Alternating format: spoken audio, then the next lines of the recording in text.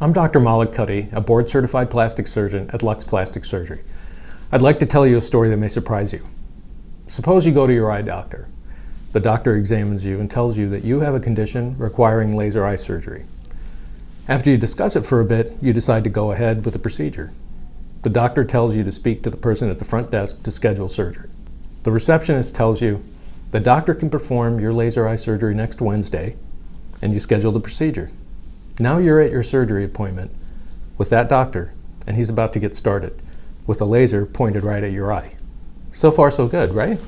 Guess what? You're about to have laser eye surgery done by someone who is not a physician. How is that possible?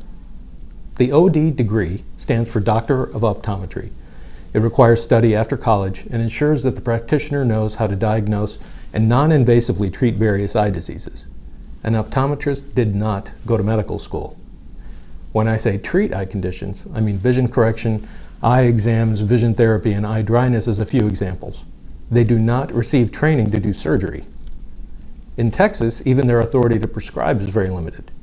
Optometrists are permitted to prescribe one 10-day course of antibiotics, one 72-hour course of oral antihistamines, one 7-day course of anti-inflammatories, and a few pain medications. Obviously, there is a recognition that definitive treatment, let alone surgery, must be done by an MD ophthalmologist. As of 2021, several states surprisingly do permit optometrists to perform laser surgery and even cut things that shouldn't be there off of your eye.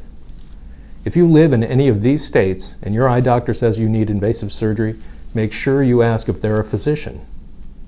At least Texas, where I practice, recognizes the expertise required to perform invasive procedures on the eye and does not permit optometrists to perform them. Texas requires the doctor to be a fully trained physician who completed a lengthy and rigorous training program.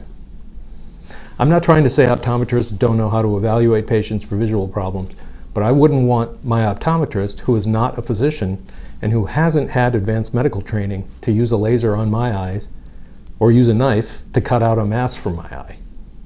My guess is that you wouldn't want that either. Lawmakers, lobbyists, and optometrist associations say that optometrists should be able to do surgery because it improves access to care. Is it really fair to say that if you live in a rural area or you're socially disadvantaged, that you don't get to have a physician perform your eye laser surgery? Why am I talking about laser eye surgery anyway?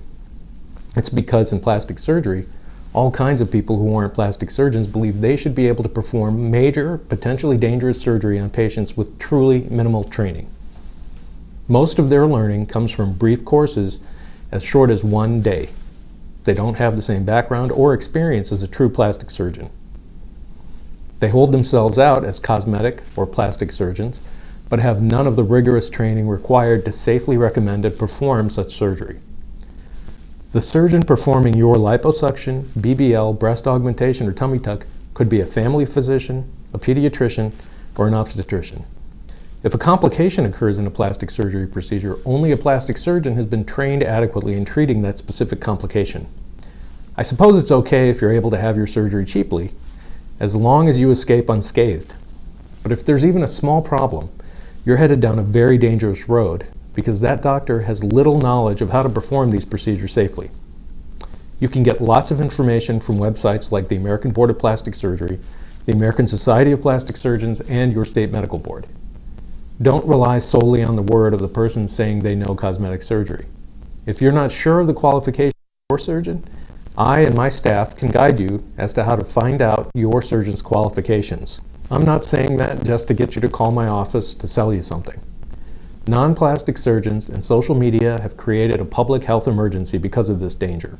If I can steer just one unsuspecting person away from being maimed or worse, I will have done my duty as a physician.